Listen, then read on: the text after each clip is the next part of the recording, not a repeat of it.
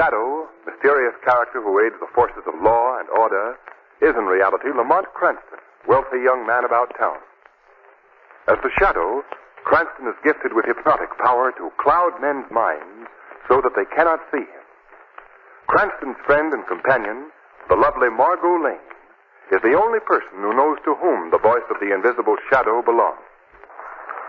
Today's story, The Isle of the Living Dead.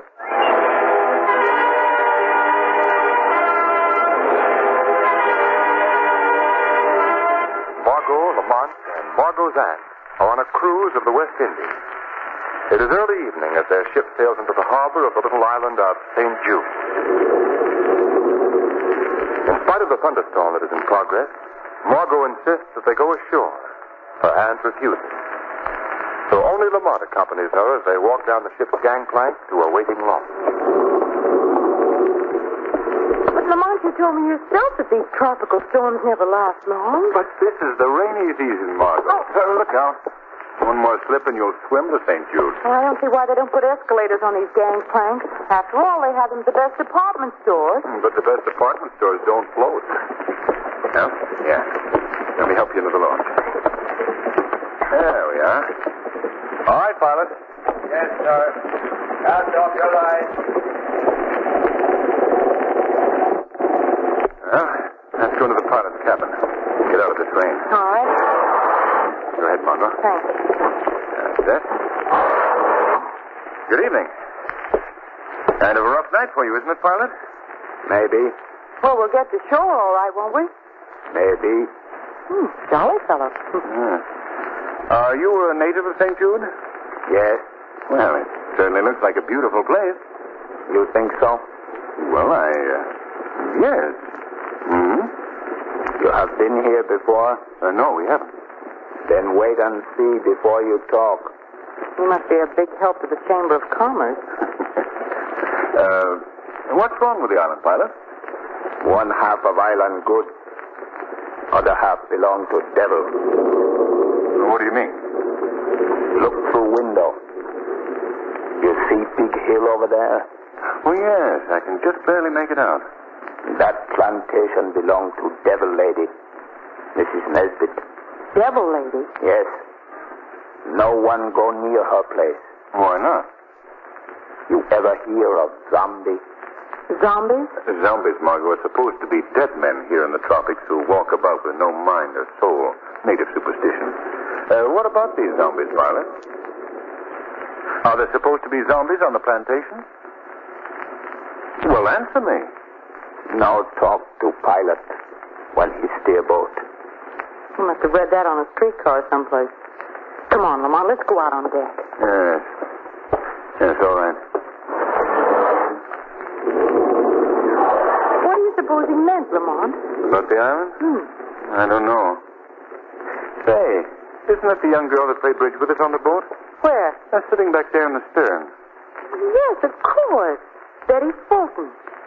Lamont, she's crying. I wonder what the trouble is. Well, let's find out. Hello there. Oh, hello, Margot. Lamont. Oh, anything wrong, Betty? No. No, that is... I'm leaving the ship. Why, Betty? I'm going to the island to look for my fiance, David Belmont. Well, that shouldn't be an occasion for sadness. I'm afraid that something's happened to him. That's why I'm here. That's why I've come to this sinister, terrifying island. No, Betty. How do you know that something's happened to him? Well, 6 months ago, he went to New York to find work. I heard from him regularly. And then one day I received a letter telling me that he secured a job on the island of St. Jude. And what kind of a job? Something to do with a sugar plantation. Sugar plantation. Lamont, isn't that the place at the pilot? Well, there must be more than one sugar plantation, Margot. What happened next, Betty? I never heard from him again. I wrote to the steamship company and learned that he had definitely come to St. Jude, so I came to New York and booked passage on the first ship. But, Betty, there might have been a mix-up in the mails or any number. No. I've heard too many strange things about the island of St. Jude. Now that I'm here and I feel the mystery of this tropical night, I'm sure something has happened to David. Lamont, listen. What is it? It's probably a native celebration. Why, of course. Look up there on the hill. See that faint line of lights bobbing along? Lamont, that's on the plantations the pilot told us about. Come on, Margot. We'll ask the pilot what all this means. Oh, Lamont, do you suppose it can be zombies? I don't suppose anything, yes. Pilot? Pilot, those lights moving along that hillside, what are they? Lights? Yes. And what are those drums we're hearing? I hear no drum. No drums, but... I see no light. Now, wait a minute. Are those zombies? Are they? Ask Jandy. He know. Jandy know everything. He say drum means death. Johndy. Well, who is Johndy? Well, we'll never learn from this fellow. Lamont, Margot, did you find out what those lights are? No, Betty. Oh. Now you know what I mean about the island. It's taken David from me. Betty, Margot and I have a day and a half to spend on this island. If it leaves your mind, we'll help you look for David. And believe me, we won't give up until he's found.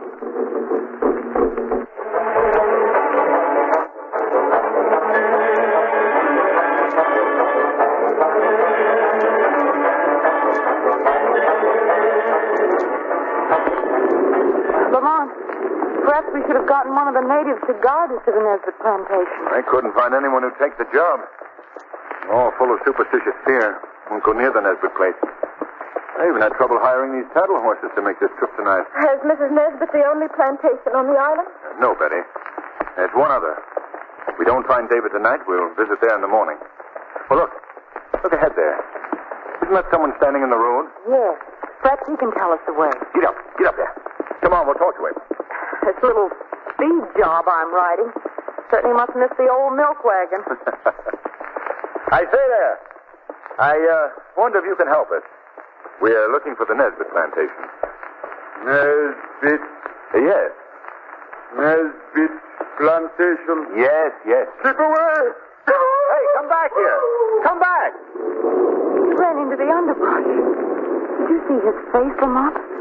That weird, half-starved face. Yes. Do you suppose he was a zombie? No, please, both of you. Let's not have any more talk about zombies. It's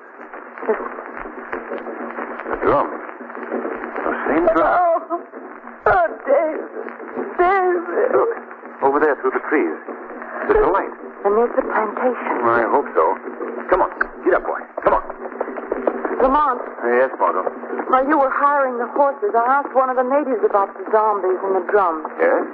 And he told me that when the tom-toms played, that meant that another body has risen from its grave to wander about the Nesbit plantation. Of course, that's a native superstition. Yeah, I wonder. Look, there's a house right there. Oh, boy. Oh, yes. Oh, we better leave the horses here. There. Will we find David? Will he be here? Now, Betty, David's all right, and we'll find him. A grim-looking place, isn't it? Here, we'll tie the horses to this tree. There we are. It looks like the front door right over there, Lamont. Good. Well, let's see what happens. Lamont, I don't like any part of this business. Quiet here. It's almost like It's like a graveyard. Isn't that what you meant to say? Well, no. Well, it is. It is like a graveyard. Maybe David's graveyard. I better knock again. Maybe they just don't Quiet, want... Martha. Oh, good evening. We'd like to see Mrs. Nesbit, please. Yes? Are you Mrs. Nesbit? Yes, I am. Won't you come in? Well, thank you. This is Miss Lane, Miss Fulton, and I'm Lamont Cranston. How do you do? Well, I'm happy to meet all of you. Won't you come in the study? Well, thank you very much. Lamont, she isn't at all like Oh, no. I'm not at all as the natives told you I'd be. Wasn't that what you were going to say, Miss Lane? Yes, well, the islanders love to talk about anything or anyone. And as I'm a white woman living alone, well, I suppose I'm a good target, that's all. Mistress, ma'am, Well, you need me more? no, Mondo, you may go. It's bad night tonight. I keep watch. Go, Mondo. I go. The natives are always uneasy in this rainy season. Yes. Mrs. Nesbit, I'd like to explain the reason for our late visit tonight. Yes? We called on you to learn if you had ever heard of a young man here on the island named David Belmont. David Belmont? No, I'm afraid I don't know. Oh, I hope Well, there's another plantation on the island. Have you looked for him there? No, we came to you first. Well, I wish I could help you, but I'm afraid I can't. I see. Well, it looks like... What was that? It sounds as if it were in this house. No, couldn't be. Listen.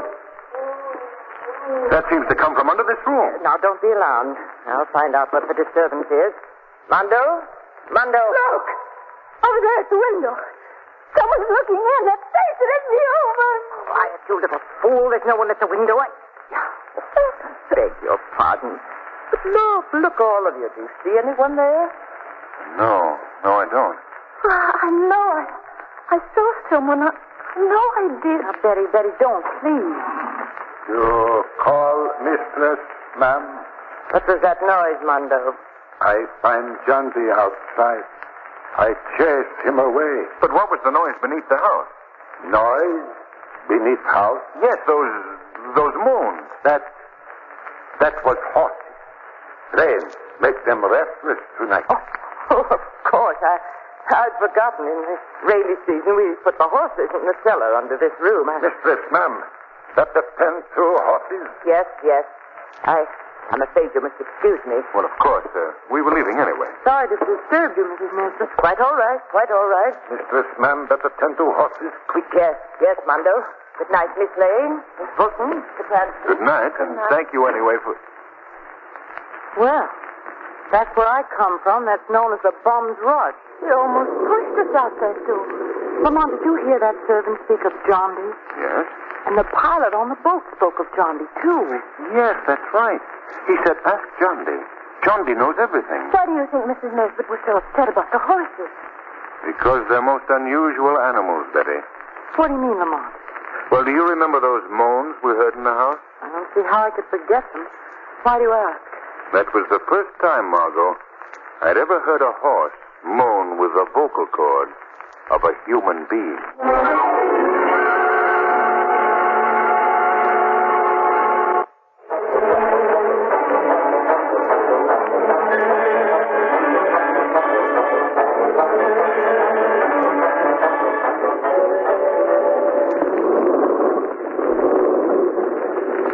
I believe there's an inn just down the street.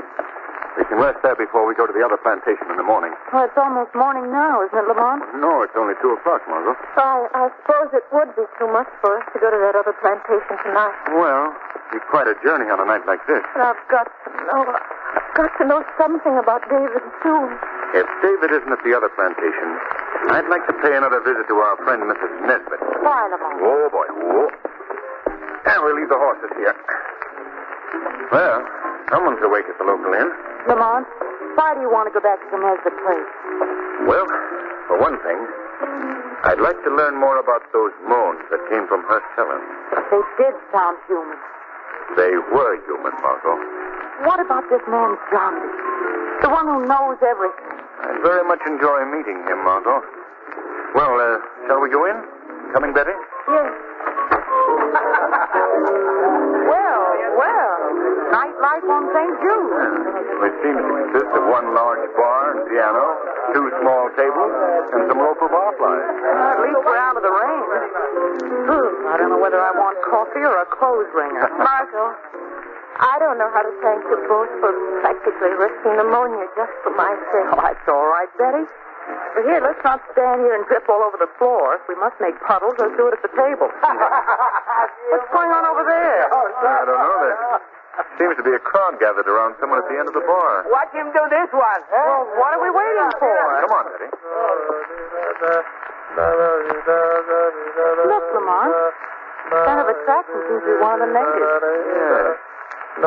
What's he up to? Eyes closed, swaying back and forth in rhythm. And a stupid grin on his face. He's saying something, isn't he? Why, I can't, old boy. I really can't. Don't you know? I really say. Why, he talks like a cultured Englishman. So sorry it all went. Go on, give us some more. That's not enough.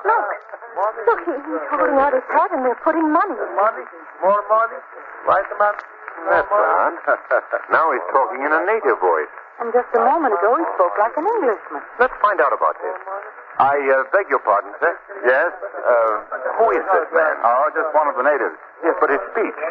First he spoke perfect English, and then he reverted to a guttural native voice. That's why we're throwing money in his hat. Now, this man is sort of half-witted drunkard.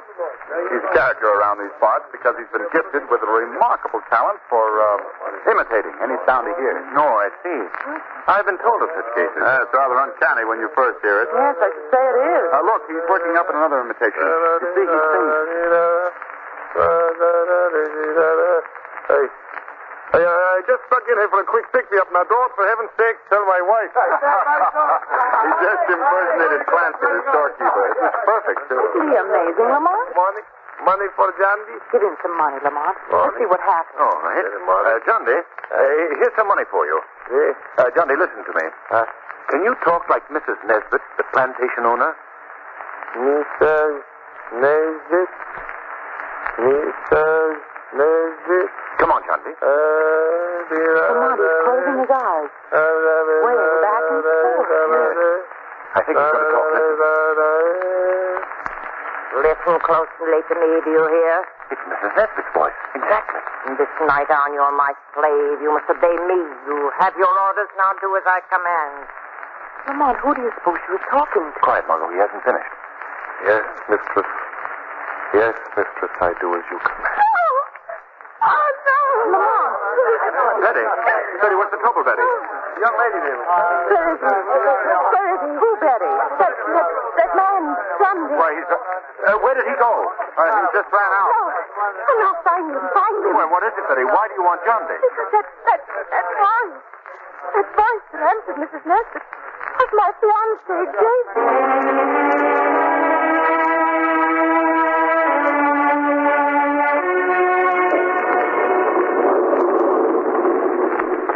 Mondo, Yes, mistress, ma'am. what's that lantern you're carrying? Keep it dry. Yes, mistress, ma'am. Rain or no rain, they're going out into the fields and work. Crop will be ruined if they don't. Swine, eating my food, carrying for them. Mondo, what's that lantern? Yes, mistress, ma'am. Oh, their false range have come, and they'll suffer for it. They'll be punished. You must hurry, Mondo. Drug will wear off. I don't give each another injection. No. Mando, no like to be around when you stick needles in men's arms. Mondo, open that cellar door. No, make me go in with them. I said open that cellar door. No, mistress, ma'am. No, nothing with man. Take that. I open. Close it quickly. Quiet, you fools. Now listen to me, all of you. I don't expect you to know what I'm saying, but listen anyway. You understand that you're no longer men, you're swine in chains, bound together. Filthy cattle who labor in the cane fields under my command. For 2 days now it's rained. Because of that rain, you haven't worked. You've eaten my food, you've gotten my care, while my crops rotting in the fields. Please, I can leave here. Mistress, ma'am. Quiet, Mondo. I only keep all of you alive because I save money using you to labor for me instead of native help. Fortunately, the silly superstition of zombies has kept all people away. And now you've dropped this rain, so I'm going to punish you for it. Before you go to the field, you're going to feel the lash of a whip across your back. You'll see how the sunlight... No, we can. Something bad may happen. You idiots, come here. Come here. They do not obey. They must obey. Come here to me, I command you. What was that? Voice. They no longer obey your commands, Mrs. Nesbit. Who speaks? Who talks to me? Has one of you broken the spell? I spoke, Mrs. Nesbit, but I'm not one of your slaves. Who are you? Men call me a shadow. I see no one. He speaks. I see no one. I'm standing right beside you, Mondo. No. No one beside me. My hypnotic powers make me invisible to your eyes. What do you want? Why are you here? I've come to free these men from the evil spell that you've cast upon them. No. No, you have no business here. Get out! Get out! My power frightens you, Mrs. Nesbit. Frightens you because it's far greater than yours. No one has greater power than I. Mondo, seize this man. Listen for the location of his voice and seize him. Yes, Mondo. Come on. Seize me. If you dare. No, Mondo don't like voice. Mondo don't want to be near voice. Mondo, run away from voice. Mondo, come back here. Your faithful Mondo has deserted you, Mrs. Nesbit. He's not only deserted you, but he's also locked you in the cellar with the slaves you've so cruelly treated. Oh, no. And they're becoming restless, Mrs. Nesbit. Perhaps they feel that the power you hold over them is not as strong as you've led them to believe. No, let me out of here. Mondo, open that door. That door will remain locked until you tell me the secret you've used to turn these poor creatures into living dead men. Slaves who move and act like animals. I can't tell you that. The men are becoming more restless, Mrs. Nesbit. Soon your power will wear off altogether. And when it does, I must warn you, it would be futile for me to attempt to save you from their mad rage. No. Hear them? You haven't much time, Mrs. Nesbit. You can't keep me locked up in here. You must let me out. I cannot release you till you tell me what you've done to these men. All right, I'll tell you. I've been feeding them a drug. A secret drug that I discovered here on the island. I thought so. Is there an antidote for that drug? No, it's not necessary. Unless it's administered daily, the effect wears off. Now, please, let me out of here. Not yet, Mrs. Nesbit. First, you must tell me who these men are. Some of them are natives. The others are white men that are hired in the States. And you gave them this drug and put them to work in your fields as slaves, isn't that right? Yes. And you created the superstition of zombies and the tom-toms just to keep away anyone who might be curious about your activities. Yes, well, let me out of here. I must learn one more thing. Is one of these men David Belmont? Answer me. Is he among them? Yes. Please, open the door. You promised me, please. Shadow. I keep my promise. Shadow. He comes to see me in the door. Get out in my way. Where? Shadow. Shadow, are you still here? Shadow. Shadow.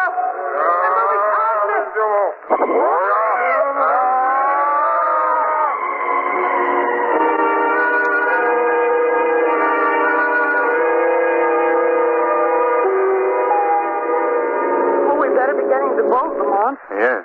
I want to thank you again, Mr. Cranston, for all that you've done for Betty and me. Oh, don't mention it, David.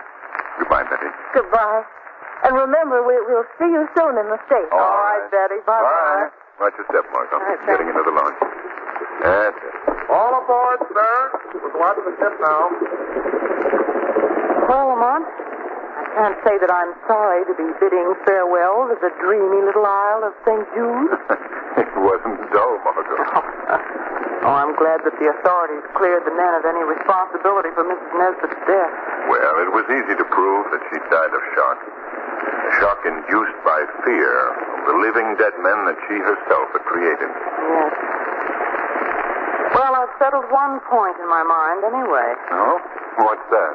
The only zombies that I ever want to see again are the kind they serve in a nightclub in a long, cool glass.